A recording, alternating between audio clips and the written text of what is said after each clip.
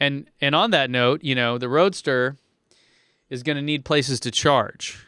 And thankfully, EVGo is now partnering with Tesla on charging, or other way around, whatever. They are partnering together. EVGo, if you're unfamiliar, makes fast charging systems, chargers and all that. They're, besides Electrify America, they're probably the next biggest one. And a lot of, if anyone listening owns a Nissan Leaf or a Chevy Bolt or any of those things, you probably are very familiar with this because they were giving away 1 to 2 years, depending on the deal you got, 1 to 2 years of charging at these stations, and they use different adapters and things. So the common adapters out there, the level 2 chargers, which is like faster than your house, obviously, but common is a J1772. So if you ever hit a charge point station or Blink, or even Clipper Creek EV charger you can install at your home, that's the standard there. Then the fast charging either uses something called CHAdeMO, which I believe is a Japanese standard, or CCS, which is really popular in Europe. And Tesla has adopted the CCS charging system in Europe. So if you buy a Model 3 over there, it'll actually have that plug. They had to, didn't they? Yeah, exactly. Yeah, otherwise it would just be it would be bad. But in addition to that, EVGo now, in their partnership with Tesla, is going to start installing fast chargers with Tesla plugs, which is their proprietary one. Cool. And you can buy an adapter for a CHAdeMO to Tesla plug, and I believe there's probably one for CCS as well, but those things are kind of pricey, and it's still kind of spotty and questionable whether or not. And if you're here in the U.S. and you're doing it, you probably don't care because you're using the Tesla Supercharger network anyways. But for other places where EVGo is more popular, the more the merrier, essentially. Couple quotes here. This is from EVGo. EVGo's new program features integrated Tesla connectors installed at all EVGo public fast charging stations in the city of San Francisco in California. We expect the program to expand nationally from there in 2020. EVGo's new integrated Tesla charging provides up to 90 miles of charge in about 30 minutes at 1 flat per minute rate with no additional fees. So if you guys have never used things that aren't Tesla chargers, this is actually kind of cool that they have a flat rate, because what you see a lot of is just all kinds of weird fees and stuff and demand charges, and it's what essentially those companies are getting charged. Like, for example, if you want to use the Electrify America 350 kilowatt charger, you're going to pay a lot, because what happens is once you get above a certain rate of charge, so a certain charge speed, they are, Electrify America are being charged, an exponentially higher rate from the utility company, because they are drawing such a high amount of power at that time. So the fact that they're going to have a flat rate is really nice. And in San Francisco, very busy city, very crowded. There's going to be. I think that'll actually be kind of cool. Yeah, there's an EVGo, I don't want to call it a station. There's just one unit there, charging unit, but over by the coffee shop that I go to all the time. And I've never used it because it's like 2 miles that way, and my house is right here. But I was thinking about doing a video on my second channel where I just try it, just see how it works, because I've never used anything outside of a Tesla charger. You would go back to not using it very quickly, I imagine. The experience isn't great. I'll say that. Well, I just wanted to see what that was, though, and kind of document it and share it with people, because, Mm-hmm. No, totally. Will it show up? It won't show up on like Tesla's maps yet, will it? Was that part of the partnership? Because that'd be slick if they had the option to, like, when you're navigating, at least show you those options too, or a way to filter through those. Yeah, I didn't see that. They certainly could do that. It's not, something that's incredibly difficult to do. They do have 750 fast charging stations, which by the way, fast charging is such a like, I just hate that. This is your Business Insider moment. It's like when you're looking out there, people will call DC fast charging 24 kilowatts. That's terrible. That's that's not slow compared to, say, a regular outlet from your house, but it's not much better. But on the if that's the low end of fast charging, on the high end you're at 350 kilo. Like you're not even in the same ballpark. You know what I Yeah. mean? That's 0 to 60 in 12 seconds or 0 to 60 in 3 seconds.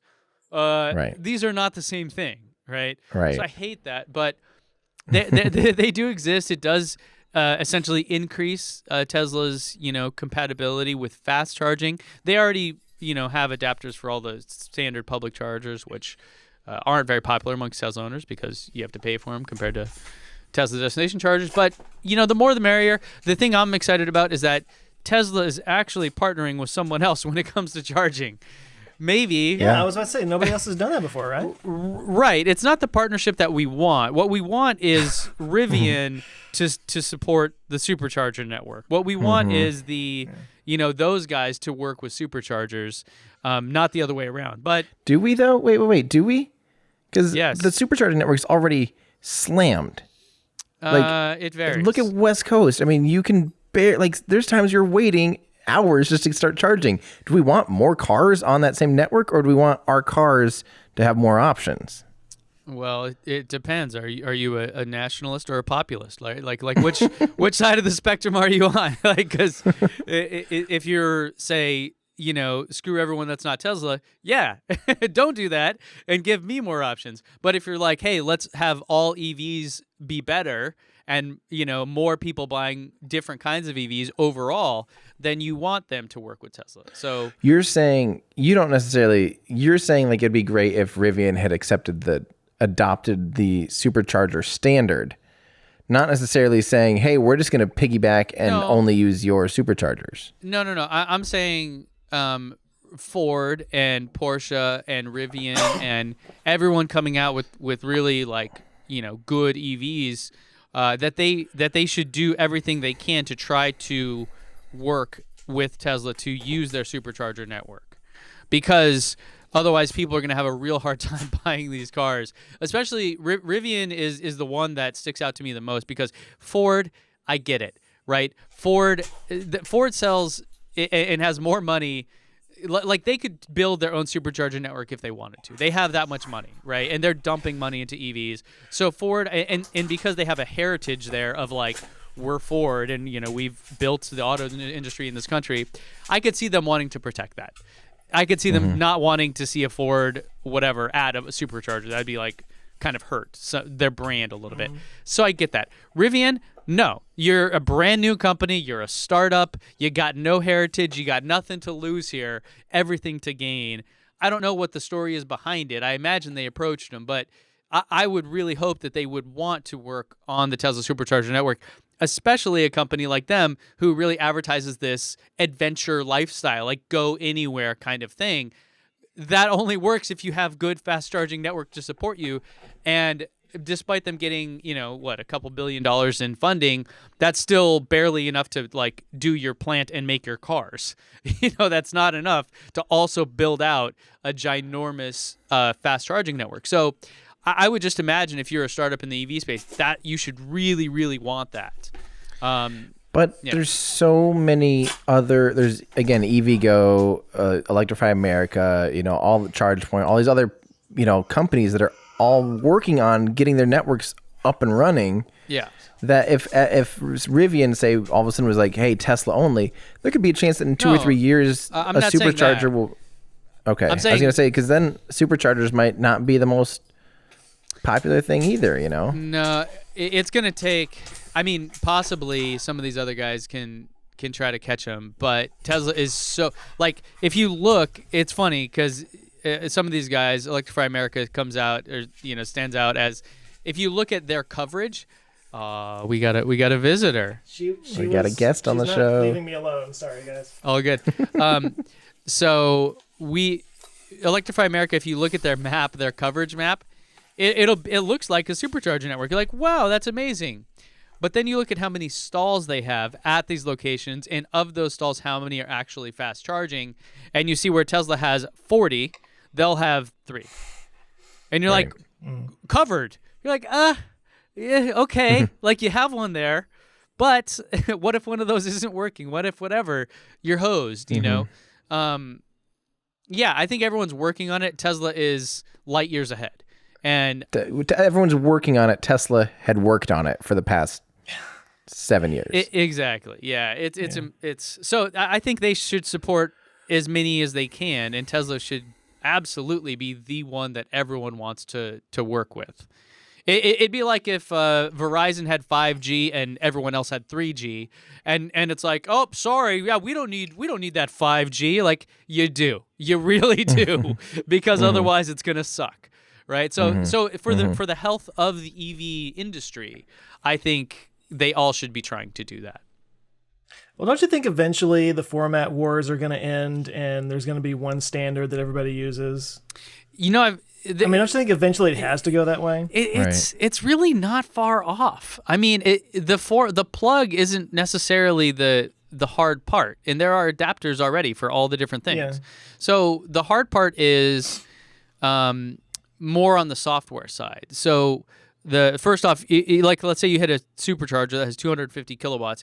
That is a tremendous speed of electricity just jamming it into your car. Your car, let's say it's a Nissan Leaf, which I don't believe has any thermal management, could just get completely fried if it accepted that whole charge. It would just kill your car. So your car itself has to have the technology in order to handle these things. And then on top of it, when you plug in, what happens is there's not just electricity going through, there's also information. This is how Tesla can charge you for your stop. So there has to be some interface there with, say, a Ford or a Porsche or whoever's using the network. So not only do they have to have, the physical infrastructure or the physical adapters and things, they also have to have the software side of it. So it's a lot, right? But it just definitely seems like something everyone should be trying to do. And, Ford and Lincoln, I think, have their own wannabe supercharger things. But they, you can go to the dealership and charge up. Yeah, but just where I want to go. Hey, can we sell you a new, do you want some popcorn? Would you like a soda? Here's our new 2021 Mustang. We're losing all this money on maintenance. We're going to have to make up for it by charging people for charging. Yeah.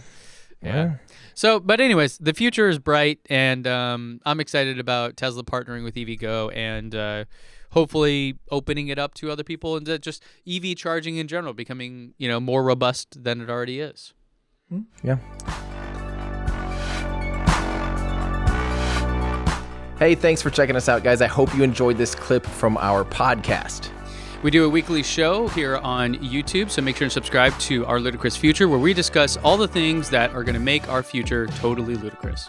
You can join us here on YouTube or at any of your favorite podcast places. Plus, if you want to get some behind-the-scenes stuff and join a cool community, you can help support the channel at patreon.com. Thanks a lot. Thanks, guys.